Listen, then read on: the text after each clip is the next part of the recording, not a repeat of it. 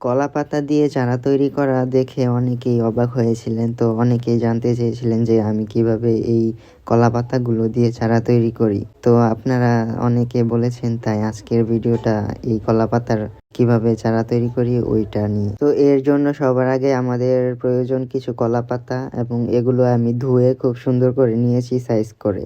তো এই সাইজেই আপনারা নেবেন। এগুলো নিলে এভাবে নিলে খুব সুন্দরভাবে আপনারা ওইগুলো বানাতে পারবেন। তো এগুলো নিয়ে আমি এখন চলে এসেছি আমার গাছের জায়গায়, যেখানে আমি এগুলো বানিয়ে লাগাবো। তো সবার আগে আমাদেরকে মাটি তৈরি করে নিতে হবে। তো মাটি তৈরি করার জন্য আমি কিছু মাটি নিয়েছি এখানে। এই মাটিগুলো খুব ভালোভাবে গুঁড়ো করে নিতে হবে। তো আমি মাটিগুলো গুঁড়ো করে নিচ্ছি। যে কোনো গাছ লাগানোর জন্য আপনারা যেভাবে মাটি তৈরি করবেন, আমি আজকে যেভাবে মাটি করতেছি সেভাবে করলে আপনারা যে কোনো ধরনের গাছ লাগাতে পারবেন। তো আজকে আমি মাটি তৈরি করার জন্য মাটি নিলাম এবং বালু নিলাম এবং নিচ্ছি গোবর সার। এই গোবর সারগুলো অনেক পুরাতন, খুব ভালো মানের গোবর সার। এখন আমাদের এগুলো খুব ভালো মিহিভাবে মিশিয়ে নিতে হবে।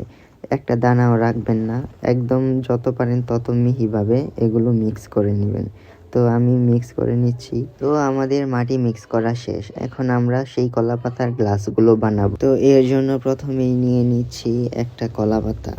তো এই কলা পাতাটা এখন যে ভারী অংশটা আছে সেই অংশটা খুব সুন্দরভাবে আলতোভাবে এটা বলে নিতে হবে, যেন এটা না ভেঙে যায়। এই কলা পাতা কিন্তু খুব সেনসিটিভ, একটু টান লাগলেই পুরো ফেটে যায়। এর কারণে আমাদের খুব ভালোভাবে এটা গোল করে নিতে হবে এবং এক পাশ এভাবে বলে নিতে হবে। এভাবে বলে একটু ভাঁজ করে তারপর যে বাকি অংশটা আছে সেই বাকি অংশটা এই গোল রাউন্ড যেই গ্লাসটা বানিয়েছি সেই গ্লাসের ভেতরে ঢুকিয়ে দিতে হবে। তো এভাবেই ঢুকিয়ে দিতে হবে যেন খুব সুন্দরভাবে দুই সাইডে একদম গ্লাসের মতো হয়ে যায়। তো দেখতেই পারতেছেন কি সুন্দর একটা রিং গ্লাস হয়ে গেল। এখন এই গ্লাসটার এক পাশ কোনো একটা থালার মধ্যে রাখবেন। আমি এই লাল থালাটার মধ্যে রাখবো, তাই এই লাল থালার মধ্যে রেখে আমি এখন মাটি দিয়ে এটার এক পাশ এভাবে বসিয়ে ভিতরে মাটি দিয়ে তারপর এক আঙ্গুল দিয়ে জাতা দিব যেন মাটিগুলো ভেঙে না পড়ে যায়। তো মাটিগুলো হালকা টাইটভাবে একটু জাতা দিয়ে এভাবে লাগিয়ে দিব। দেখেন কি সুন্দরভাবে হয়ে গিয়েছে। তো আপনারাও ঠিক এভাবেই করবেন। তো যতগুলো চারা নিচ্ছি আমি ঠিক ততগুলো এভাবে গ্লাস বানিয়ে নিচ্ছি। তো একের পর এক আমি এভাবে গ্লাসগুলো বানিয়ে নিচ্ছি। আমার কাছে এখানে মোট কয়টা চারা আছে আমি জানি না, তাই কয়েকটা বানিয়ে এখন চারাগুলো লাগিয়ে নিচ্ছি। তো এগুলো হচ্ছে মরিচের চারা। আজকে আমি এগুলোর মধ্যে মরিচের চারা লাগাবো। মরিচের চারাগুলো লাগিয়েছি মাত্র 15 থেকে 20 দিন হয়েছে। এর মধ্যেই এগুলো খুব সুন্দরভাবে বেড়ে উঠতেছে। এই মরিচের চারাগুলো আমি নিজে বীজ থেকে চারা করেছি। আপনারা যদি দেখতে চান কিভাবে বীজ থেকে চারা তৈরি করি তাহলে কমেন্টে বলবেন, আমি ওইটার ভিডিও দেওয়ার চেষ্টা করব। তো আমি কিভাবে এই চারাগুলো লাগাচ্ছি একটু খেয়াল করুন। অনেকেই আছে যারা চারাগুলো লাগানোর পর বলে যে চারা লাগানোর পর মারা যায়। তো আমি যেভাবে লাগাচ্ছি সেভাবে মরবে না। প্রথমে চারাগুলো এই গ্লাসের ভেতরে দিয়ে খুব আলতো হাতে জাতা দিয়ে লাগাতে হবে। তারপর যতখানি জাতা দিয়েছি আবার কিছু পরিমাণ মাটি দিয়ে ভরে দিতে হবে।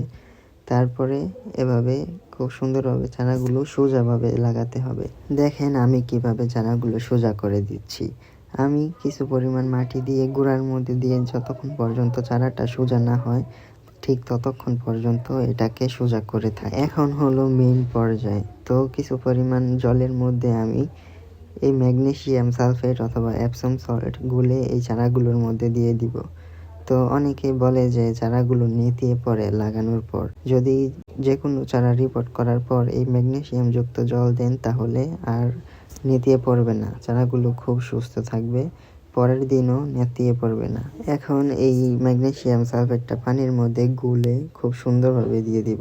আমার গাছ লাগানোর সময় যেহেতু পাতার মধ্যে অনেক বালু মাটিগুলো পড়েছে, তাই সম্পূর্ণ গাছ ভিজিয়ে এই জল দিয়ে দিয়ে তাকে একদম স্নান করিয়ে দিতে হবে। আর প্রথম যেদিন গাছ লাগাবো সেদিন সম্পূর্ণভাবে ভিজিয়ে দিব, মাটি এবং গাছ পুরোটাই ভিজিয়ে দিব পুরোটা। তারপর এই পাতার মধ্যে যতটুকু জল জমে আছে সেগুলো আবার ফেলে দিতে হবে। না হলে পাতা পচে গাছ মারা যেতে পারে। তো ভিডিওটা থেকে কিছু শিখতে পারলে অবশ্যই লাইক দিয়ে দিবেন, আর যারা ইউটিউব থেকে দেখতেছেন তারা অবশ্যই সাবস্ক্রাইব করে দিবেন, কারণ আমার এই চ্যানেলটা অনেক নতুন। আর ফেসবুক থেকে দেখলে অবশ্যই ফলো দিন। তো বাই বাই।